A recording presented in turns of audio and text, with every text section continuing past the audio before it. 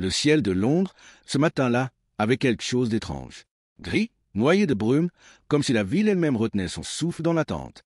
C'était le 24 août 1305, un jour qui, dans l'histoire d'Angleterre, ne devait pas être seulement celui d'une exécution, mais celui d'un exemple destiné à marquer les siècles.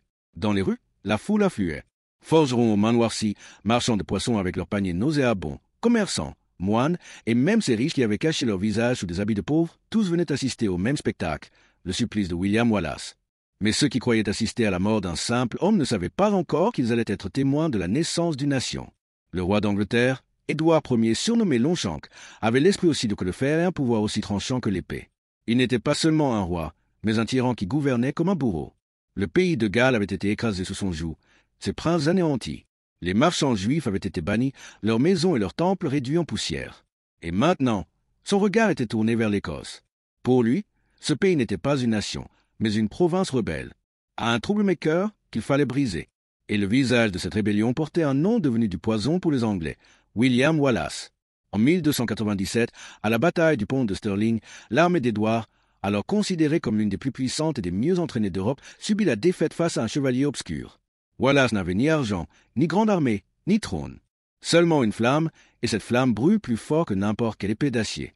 Ce jour-là, Édouard reçut une blessure plus profonde qu'aucune lame.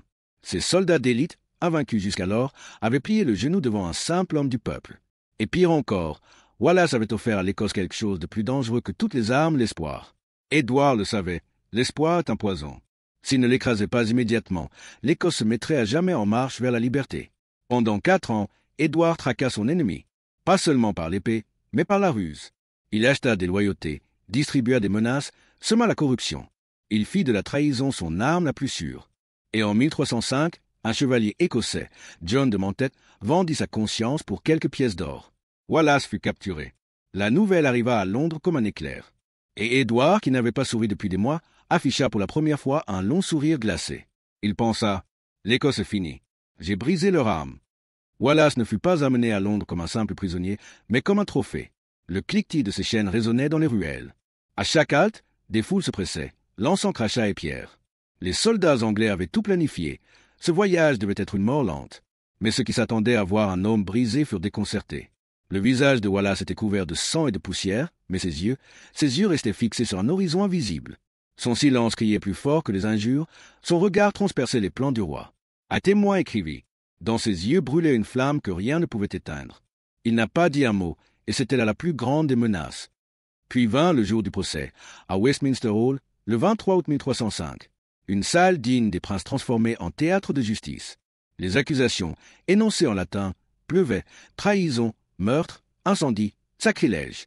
Wallace resta debout, silencieux, comme si tout cela n'était qu'une comédie grotesque.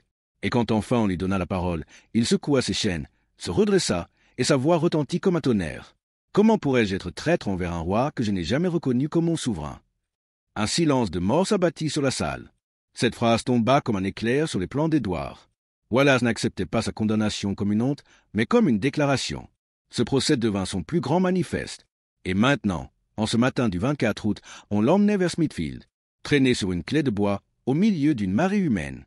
Chaque rue avalait son sang, chaque tournant résonnait de cris. Mais son visage restait le même. Oh, calme, presque lumineux, comme s'il murmurait.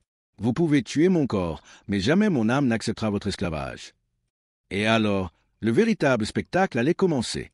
Les ruelles de Londres s'étaient transformées en champs de bataille. Brouillard, poussière et foule en furie, tout s'était rassemblé pour un seul instant. William Wallace, jadis fierté de l'Écosse, marchait vers son dernier voyage. Mais ce voyage ne le menait pas seulement à la mort. Il allait devenir une légende éternelle. Les gens pensaient qu'il crierait, qu'il plairait, qu'il supplierait. Mais Wallace resta silencieux. La tête haute, les yeux levés vers le ciel lointain, comme s'il parlait à son créateur. Un témoin écrira plus tard. Il ne ressemblait pas à un prisonnier brisé, mais à un roi que l'on arrachait à son trône. Son silence troublait la foule. Les clameurs se transformaient peu à peu en malaise. Certains riaient encore, mais au fond de leur cœur, un étrange effroi les gagnait. Édouard, qui voulait le briser, n'était-il pas en train de le montrer plus libre que jamais? À chaque tournant, les crieurs publics anglais répétaient les accusations. Voici le traître William Wallace. Voici l'ennemi qui a fait couler le sang d'Angleterre. Mais sur les visages, une confusion nouvelle apparaissait. Des enfants se cachaient derrière leur mère. Des femmes essuyaient des larmes. et dans les yeux de certains jeunes hommes, le sang bouillonnait, une lueur nouvelle brillait.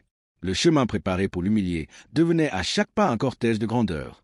Enfin, la clé arriva près de Smithfield, grand marché de Londres, transformé ce jour-là en lieu d'exécution. Le marché était fermé, remplacé par une mer humaine. Jamais on n'avait vu pareille foule depuis des siècles. Au centre, un vaste échafaud dressé. Autour, le fer, le bois, le feu et les instruments du bourreau. Le sol tremblait sous les cris de la multitude. Puis les chevaux s'arrêtèrent. Le voyage de Wallace touchait à sa fin. Son corps baignait dans le sang, mais son visage restait le même, fier, calme, avec ce regard qui semblait dire « Essayez de me briser, je reviendrai plus forte encore. » On le détacha de la clé. Ses chaînes cliquetaient, ses pieds ensanglantés touchaient le sol. Le bourreau s'avança, un sourire cruel aux lèvres. Il regarda la foule comme pour dire « Maintenant, le spectacle commence. » Un souffle parcourut l'assemblée. Londres allait être témoin d'une scène si atroce qu'elle marquerait l'humanité d'une cicatrice éternelle. Le bourreau, assassin qui considérait la mort comme un divertissement, tenait une corde épaisse, spécialement conçue pour ce jour, assez solide pour ne jamais se rompre.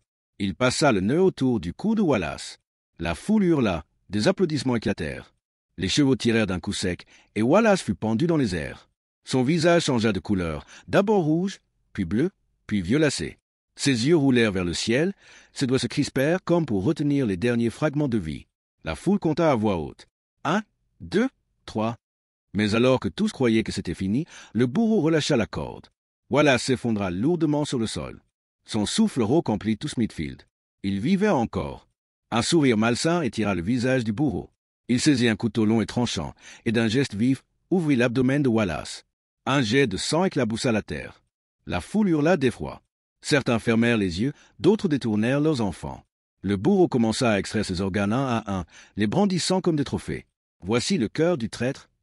Voici les entrailles du rebelle. Puis il jeta chaque morceau dans le feu ardent. La fumée monta, emplissant l'air d'une odeur de chair brûlée qui fit chanceler la foule. Mais Wallace respirait encore. Ses yeux fixaient toujours le ciel, comme pour dire « Vous pouvez déchirer ma chair, jamais vous ne briserez mon âme. » Ceux qui riaient le matin avaient maintenant le visage pétrifié. Certains vomissaient, d'autres s'évanouissaient. Une femme s'effondra sur le sol. Et Wallace, couvert de sang, restait silencieux. Ses cris n'étaient plus des plaintes, mais une clameur de liberté qui résonnait dans le cœur de chacun. Un témoin écrira « Il mourait, mais il mourait en vainqueur. » Mais le supplice n'était pas terminé. Pour Édouard, ce n'était pas assez. La pendaison, les entrailles arrachées, ce n'était que le prélude. Il voulait un exemple pour le monde entier. Le dernier acte restait, l'écartèlement. 4 chevaux furent amenés, puissants, haletants, comme s'ils pressentaient l'horreur à venir. On attacha solidement les cordes aux poignets et aux chevilles de Wallace. Dans la foule, certains reculèrent. Ils comprenaient qu'ils allaient assister à une vision que l'humanité ne devrait jamais voir. Le signal fut donné. Les chevaux s'élancèrent. D'abord, les os de ses bras se disloquèrent. Un craquement sec résonna dans tout le marché, glaçant la foule. Certains poussèrent un cri et se couvrirent le visage. Le sang de Wallace jaillit, éclaboussant la terre et rougissant la poussière. Puis ce furent les articulations de ses jambes qui cédèrent.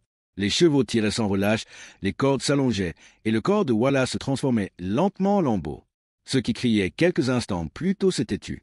Certains vomissaient, d'autres pleuraient, les enfants hurlaient de terreur, et les mains des femmes tremblaient. Même les soldats chargés de garder l'exécution détournaient les yeux, mal à l'aise. Mais Wallace restait silencieux. Sur son visage se lisait une paix étrange, comme s'il murmurait « Vous pouvez briser mes os, mais jamais l'image de mon âme. » Un témoin écrira plus tard. Il n'a pas prononcé un mot. Ses yeux ne quittaient pas le ciel, comme s'il se tenait déjà devant Dieu, au-delà des tourments de ce monde. Le bourreau comprit qu'il était temps de passer au dernier acte. Il saisit sa grande hache luisante, aiguisée, prête à boire le sang. La foule se fit de nouveau agiter, retenant son souffle. Wallace avait toujours la tête haute. Ni la peur, ni la défaite, seulement cette flamme de liberté plus forte que tous les supplices d'Édouard. Un seul coup, la hache trancha net sa nuque. Un jet de sang jaillit, éclaboussant l'air. Le bourreau brandit alors la tête de Wallace, l'élevant face à la foule. Ses yeux restaient ouverts, et l'on dit qu'il brillait encore de la même lumière. Ni peur, ni défaite, seulement la liberté. Édouard croyait que l'Écosse allait plier. Il croyait que la terreur réduirait son peuple au silence. Mais il ignorait que ce sang, que cette cruauté, allait donner naissance à une nouvelle âme. Le supplice ne s'arrêta pas là. Le corps de Wallace fut découpé en 4 parties, destinées à semer l'effroi aux 4 coins du royaume. À Newcastle, on les suspendit aux portes de la ville, pour rappeler à chaque voyageur le sort réservé aux traîtres. À Berwick, En plein marché, les morceaux ensanglantés rappelaient la vengeance du roi et les passants retenaient leur souffle. À Stirling, là même où Wallace avait remporté sa plus grande victoire, Édouard pensait écraser la mémoire des Écossais en y exposant ses restes. À Perth, sur la grande place, afin que vieillards, femmes et enfants vivent chaque jour sous l'ombre de cette horreur. Édouard voulait un pays réduit au silence. Il voulait que chaque regard posé sur ces lambeaux rappelle que la rébellion ne mène qu'à la mort. Mais il avait oublié une vérité éternelle. Quand l'oppression dépasse ses limites, elle devient semence de révolte. À Newcastle, des femmes venaient la nuit déposer des fleurs. À Stirling, des jeunes juraient sur leurs épées que le sang de leur héros ne resterait pas vain. À Berwick, des prières secrètes montaient vers le ciel, et à Perth, des enfants criaient son nom dans les ruelles. Ce qui devait inspirer la peur devint symbole d'espérance. Les morceaux de son corps n'étaient plus un spectacle, mais des reliques. Chaque fragment devint un sanctuaire, chaque lambeau un talisman de liberté. Et la tête de Wallace, plantée sur le pont de Londres, elle y resta des années. Chaque jour, des milliers de passants levaient les yeux. Certains tentaient de rire, mais au fond de la peur demeurait. D'autres pleuraient. Et quelques-uns, en la voyant, se prenaient à penser. Si un homme peut mourir ainsi sans jamais plier, allons-nous supporter l'esclavage toute notre vie? Édouard croyait avoir créé un exemple. En réalité, il venait de forger une légende. Et déjà, en Écosse, un nouveau souffle de révolte s'élevait. Sur la place du marché de Stirling, là où les morceaux du corps de Wallace étaient suspendus, des jeunes hommes venaient en secret se tenir sous eux. Sur leurs lèvres, un seul mot murmurait « Freedom ». Et ce mot, qu'Édouard avait voulu effacer, résonnait désormais à chaque coin du marché. À Newcastle, des femmes déposaient la nuit des fleurs au pied des restes sanglants. Pour elles, il n'était plus un traître, mais un martyr. À Berwick, les enfants criaient son nom, et dans leur voix innocente, il y avait une magie capable de réduire la puissance de l'armée anglaise. Et à Perth, les anciens priaient « Ô Seigneur, accorde-nous la force qui brûlait dans le cœur de Wallace ». Le plan d'Édouard était d'inspirer la peur. En réalité, il avait rallumé le feu de la révolte dans chaque coin de l'Écosse. Très vite, dans les villages écossais, bardes et poètes commencèrent à chanter son nom. Le soir, autour des foyers, à la lueur des torches dans les forêts, on racontait son histoire. L'homme qui résista à 6 heures au supplice sans jamais plier. L'homme dont la tête, du haut du pont de Londres, criait encore liberté. Un poète écrivit « Il a donné sa vie, mais il a rendu nos âmes immortelles. Son silence est devenu notre plus grand cri. » Édouard pensait que l'Écosse était détruite. En vérité, il avait créé un sanctuaire spirituel. Là où reposaient les restes de Wallace, des hommes et des femmes se réunissaient en secret. Ces lambeaux suspendus n'étaient plus des signes de terreur, mais des flammes de sacrifice.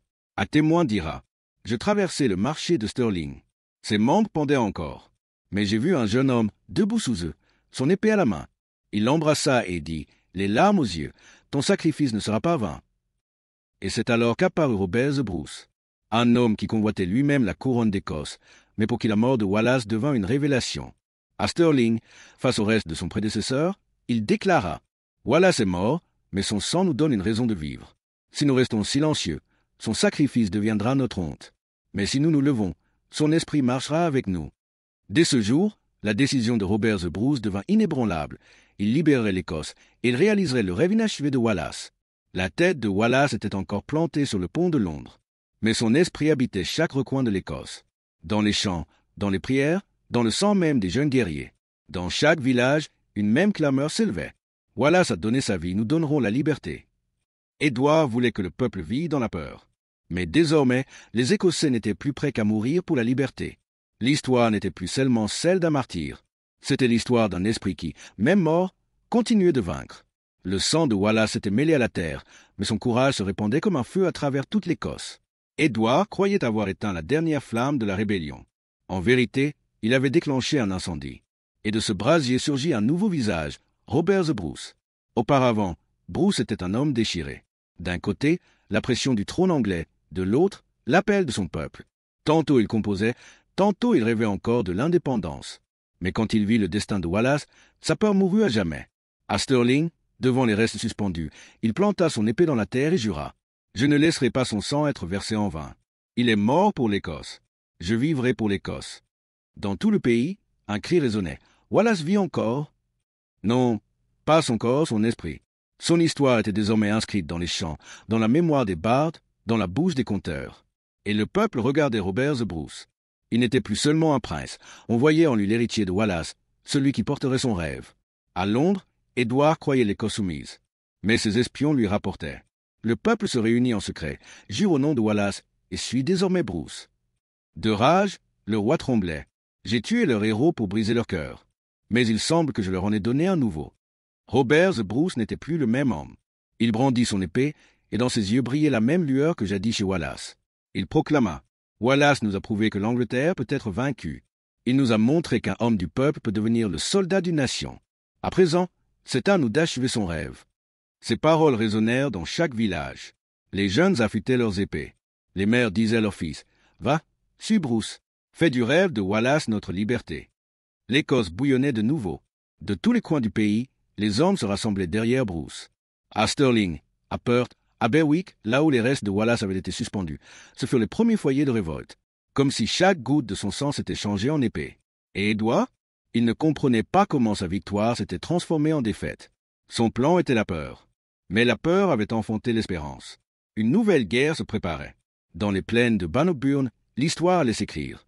Et Robert the Bruce, portant dans son âme la flamme de William Wallace, allait devenir le commandant de cette bataille. La tête de Wallace restait encore plantée sur le pont de Londres. Mais dans le cœur de l'Écosse, son esprit marchait désormais aux côtés de Bruce. L'aube de 1314 se levait. Le parfum de la terre humide, la fraîcheur du vent, et au loin, le grondement de l'armée anglaise. Sur le champ de Bannockburn, deux armées se faisaient face. D'un côté, la puissante armée d'Angleterre, de l'autre, les soldats d'Écosse qui portaient dans leur âme l'esprit de William Wallace. Et devant eux, l'épée levée, se tenait Robert the Bruce. Bruce regarda ses troupes. Ces hommes étaient pauvres, souvent sans armement complet. Certains n'avaient que de simples lances de bois, d'autres de vieilles boucliers ébréchés. Mais dans leurs yeux brûlait un feu assez puissant pour réduire en cendres la force d'Édouard. Il cria « Souvenez-vous, William Wallace est mort, mais il vit encore. Il nous a montré que la liberté n'est pas qu'un mot, c'est un serment. Aujourd'hui, nous sommes ici pour accomplir ce serment. » De la foule s'éleva une voix « Freedom !» Puis une autre, et bientôt, toute l'armée hurla d'une seule voix « Freedom! Freedom! Freedom !»